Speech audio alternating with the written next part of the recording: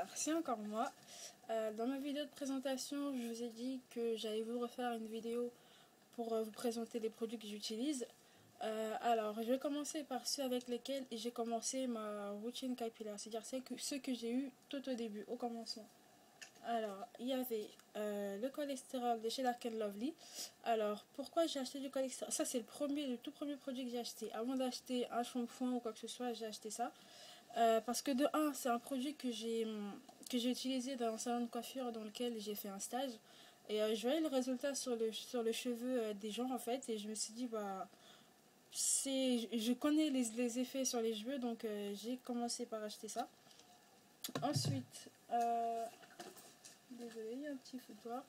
J'ai acheté un protecteur de chaleur parce qu'en regardant les vidéos des autres filles, elles insistaient beaucoup sur le fait que le cheveu supporte mal la chaleur, par exemple, des plaques. Et vu qu'avant j'en faisais beaucoup, c'est aussi l'un des premiers trucs que j'ai acheté. C'est de chez Activilon, la gamme Avocat Olive, celui-là. D'ailleurs, il coûte un peu cher. Je l'avais acheté à près de 10 euros, je pense, oui, près de 10 euros. Maintenant, je me dis que j'aurais pu en trouver d'autres d'une autre marque et beaucoup moins cher, mais bon, c'est pas grave. Tant que ça fonctionne, ça va. Ensuite, il y avait la crème hydratante de chez Dark & Lovely. Toujours pour la même raison que le cholestérol, en fait, c'est la marque que je connais le mieux en fait. Voilà. J'ai aussi pris du gel, toujours de chez Dark & Lovely. Le gel parce que au début mes cheveux ils étaient courts devant, comme je l'ai dit, de cette longueur là à peu près. Donc pour les coiffer j'ai tout le temps besoin de les plaquer, vu que je pouvais pas les lâcher, je pouvais rien faire, la mèche est arrivée là. Donc j'avais besoin de gel, et en plus ce gel là il est super efficace parce que quand je le mets le soir, vu que je me coiffe pour pouvoir attacher mes cheveux, quand je peigne mes cheveux j'ai pas de résidus en fait, il n'y a pas de voilà, les résidus blancs qui font un peu comme des pellicules, il n'y a pas du tout ça avec ce gel là. Il est super bon.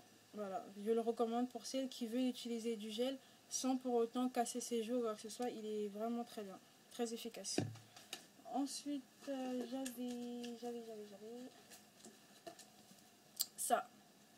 C'est un, enfin, je vais pas dire un soin, mais c'est un peu comme une crème de chez Optimum Care contre la casse. Il en reste encore parce que je l'utilise qu'une fois par semaine ou alors au maximum 2 fois par semaine.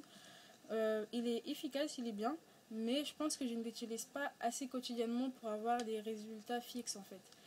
Je veux dire par là que quand je le mets, les 2 jours qui suivent, j'ai presque pas de casse, mais ensuite j'en ai. Donc je pense que je devrais l'utiliser assez fréquemment, mais je le fais pas. Pourquoi, je sais pas. Donc ça, ce sont les produits avec lesquels j'ai commencé. Ensuite, j'ai acheté un shampoing de chez Herbal Essence à la rose hip, à la vitamine E et au jojoba. Enfin, l'huile de jojoba, j'imagine. Et j'ai aussi pris le conditionneur de chez Herbal Essence, toujours. Ces 2 produits, je les ai achetés dans une sorte de box à la Défense avant d'entrer dans le centre commercial. Ouais, il y a une sorte de box qui vend tout à 2 euros. Et j'ai eu les 4 pour les 2 produits. Ensuite, il y a aussi ce Herbal Essence là que j'ai eu chez Tati, le Tati de chez Barbès Rochechouart. Il est bien parce qu'ils sont super bons. Après, à quoi il sert, j'en sais rien. Parce que quand je lis le mode d'emploi, ils disent de mettre sur les pointes, de laisser agir et de rincer. C'est ce que je fais. Et tout ce que je remarque, c'est que mes cheveux sont bons après. Après, peut-être que ça a d'autres effets bénéfiques dont je ne me rends pas compte. Parce que je ne suis pas encore une pro en qualité de cheveux. Donc, je ne vais pas dire des choses que je ne sais pas. Ensuite, j'ai acheté de l'huile d'amla que j'utilise beaucoup, il n'en reste pas énormément. Je le mets dans la plupart de mes soins. Et de temps en temps, comme je ne le sors pas, je le mets sur mes pointes pour hydrater, ou même dans toute ma chevelure en fait. Et je le mets pas quand je sors parce qu'ils sont assez forts. Il y a beaucoup de gens qui n'aiment pas l'odeur. Moi j'aime bien, mais il y en a beaucoup qui n'aiment pas, donc je le mets que quand je sors pas ou que dans mes soins. Et de l'huile de carapate que j'utilise la plupart du temps pour faire briller mes cheveux ou pour céder l'hydratation. Et puis c'est tout. Avant je en mettais un peu dans mes masques, mais j'ai arrêté parce que c'est chiant à faire fondre dans le micro-ondes. Ça laisse une odeur dans le micro-ondes, tout ça, donc voilà, j'ai arrêté.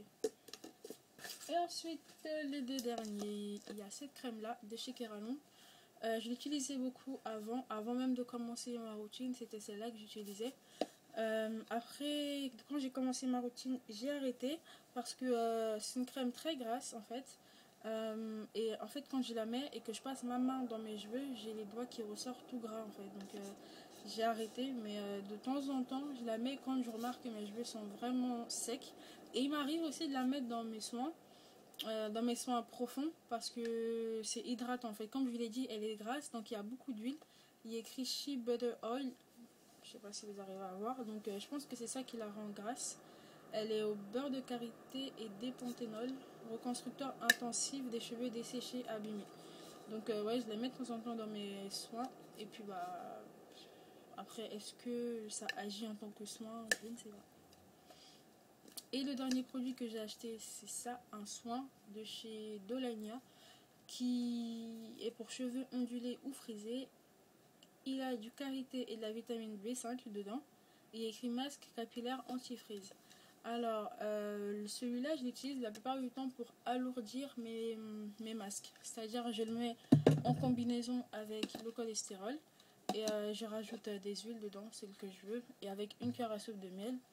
Et en fait, je sais pas si ça a vraiment des effets ou quoi que ce soit, parce que je l'ai utilisé une fois tout seul et ça avait un peu asséché mes cheveux. Et c'est pour ça que j'ai décidé de le mettre avec du cholestérol et des huiles pour que ce soit un peu plus hydratant.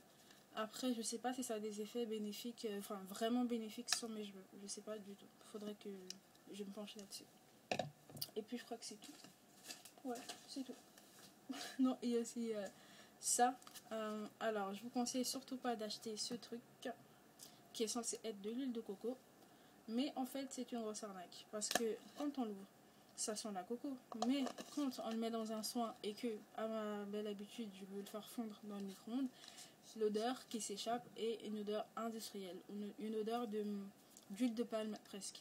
Donc après, je me suis penchée sur les ingrédients et c'est à peine s'il y a de l'huile d'olive dedans. Je crois que l'huile d'olive, ça vient en troisième, quatrième place, alors que c'est censé être en première place, sachant que c'est de la coconut oil. Enfin bref, après shampoing à l'huile Proline, ils disent conditionneur, après shampoing à l'huile de coco.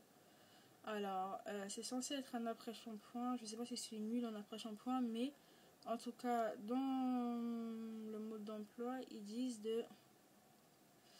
je vais vous lire, appliquer aux cheveux et au cuir chevelure par massage quotidien. Ils ne demandent jamais de rincer, donc je sais pas pourquoi il y a écrit conditionneur là-dessus ou après shampoing, parce qu'un après shampoing c'est un truc qu'on rince. Enfin bref, là j'essaie de le finir, c'est pour ça qu'il n'y en a pas beaucoup, pour pouvoir ensuite acheter une bouteille d'huile de coco liquide.